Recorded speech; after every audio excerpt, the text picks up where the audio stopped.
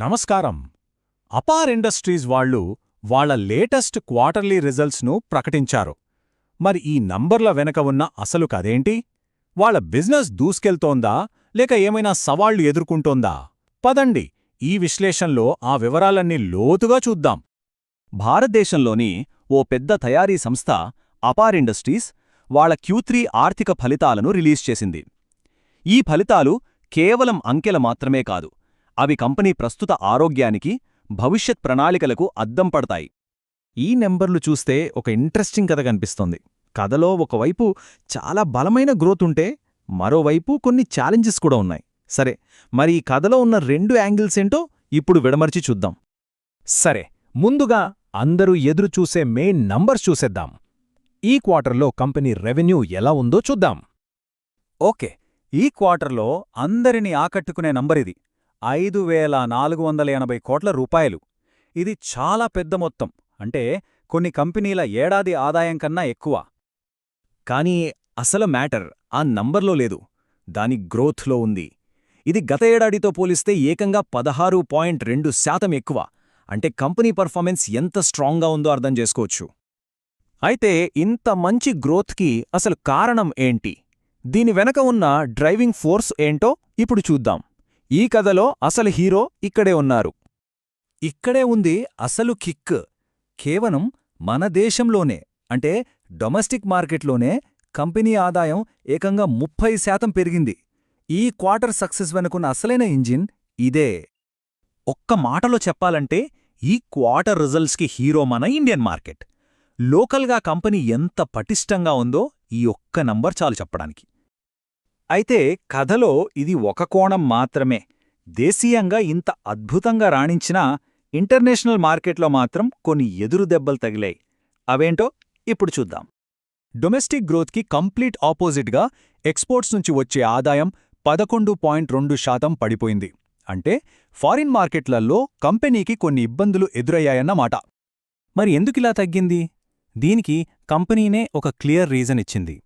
United స్టేట్స్లో imports మీద వేసే సుంకాలు, అంటే టారిఫ్స్ పెరగడం వల్ల అక్కడ బిజినెస్ బాగా తగ్గింది. దాని ఎఫెక్ట్ డైరెక్ట్గా అపార్ ఎక్స్పోర్ట్స్ మీద పడింది. సో ఈ క్వార్టర్ కథను మనం ఒక్క మాటలో చెప్పాలంటే ఇలా ఉంటుంది. ఒకవైపు మన దేశంలో 30% సూపర్ గ్రోత్, మరోవైపు గ్లోబల్గా ఎక్స్పోర్ట్స్లో 11% డ్రాప్. ఈ రెండింటి మధ్య ఉన్న తేడాయే ఈ రిజల్ట్స్కి అసలు సారాంశం. సరే, ఇప్పుడు ఈ మొత్తం స్టోరీ అపో యొక్క ఒక్కో బిజినెస్ సెగ్మెంట్లో ఎలా ఉందో చూద్దాం. అప్పుడు మనకు ఇంకా క్లియర్ పిక్చర్ వస్తుంది. ముందుగా కంపెనీలో అతిపెద్ద విభాగమైన కండక్టర్ డివిజన్ గురించి చూద్దాం. ఈ డివిజన్ చాలా స్ట్రాంగ్గా పర్ఫామ్ చేసింది. రెవెన్యూ 25% పెరిగింది. అంతేకాదు, వాళ్ల చేతిలో ఇప్పటికే 7,396 కోట్ల విలువైన ఆర్డర్లున్నాయి. ఇది ఫ్యూచర్కి చాలా పాజిటివ్ సైన్. ఇప్పుడు రెండో ముఖ్యమైన విభాగానికి వద్దాం, స్పెషాలిటీ ఆయిల్స్. ఈ సెగ్మెంట్ కూడా చాలా మంచి గ్రోత్ చూపించింది. రెవెన్యూ 18% పెరిగితే సేల్స్ వాల్యూమ్, అంటే ఎంత అమ్మింది అనేది ఏకంగా 20% పెరిగింది. దీని బట్టి మార్కెట్లో వాళ్ల ప్రొడక్ట్స్కి ఎంత మంచి డిమాండ్ ఉందో తెలుస్తుంది. ఇక మూడోది కేబుల్స్ విభాగం. ఈ సెగ్మెంట్ అయితే కంపెనీ ఓవరాల్ స్టోరీకి ఒక పర్ఫెక్ట్ ఎగ్జాంపుల్ లాంటిది. ఈ నంబర్స్ చూడండి, కంపెనీ మొత్తం కథ ఇక్కడే కనిపిస్తుంది. డొమెస్టిక్ బిజినెస్ ఏకంగా 34% పెరిగింది, కానీ ఎక్స్పోర్ట్స్ 44% పడిపోయాయి. మరీ ముఖ్యంగా యుఎస్ మార్కెట్లో రెవెన్యూ 65% దారుణంగా పడిపోయింది. చూసారా? డొమెస్టిక్ స్ట్రెంగ్త్, ఇంటర్నేషనల్ ఛాలెంజెస్ అనే కథకు ఇది పర్ఫెక్ట్ ఉదాహరణ. సరే, ఇన్ని ఆదాయాలు, ఇన్ని సవాళ్ల మధ్య ఫైనల్గా కంపెనీకి ఎంత లాభం మిగిలింది? ఇప్పుడు బాటం లైన్ చూద్దాం.